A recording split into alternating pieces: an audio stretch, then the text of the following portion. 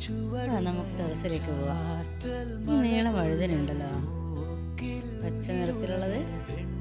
ഞാൻ ടെറസിൽ ഗ്രോ ബാഗിൽ വളർത്തിട്ടോ. ഇതിൻ്റെ രുചി പറഞ്ഞറിയിക്കാൻ പറ്റാത്ത നല്ല ഫ്രഷൊക്കെ ആയിട്ട്. ഇത് മീനൊക്കെ ഫ്രൈ ചെയ്തെടുക്കില്ല, അതേപോലെ ഫ്രൈ ചെയ്തെടുത്താൽ സൂപ്പറാണ്. ഇതിൻ്റെ കൂടെ ഞാൻ ടെറസിൽ നിന്ന് കിട്ടിയ കോവലും ക്യാരറ്റും മിക്സ് ചെയ്ത് ഉണ്ടാക്കിയ തോരനാണ് ഇത്. പച്ചക്കായ തൈര് ചേർത്ത് കറി ഉണ്ടാക്കിയതാണ്.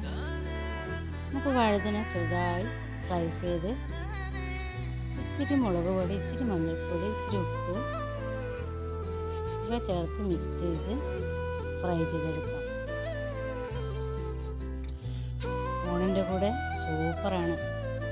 നമുക്ക് അന്ന് മീനില്ലെങ്കിലും ഒരു കുഴപ്പമില്ല, അടിപൊളി.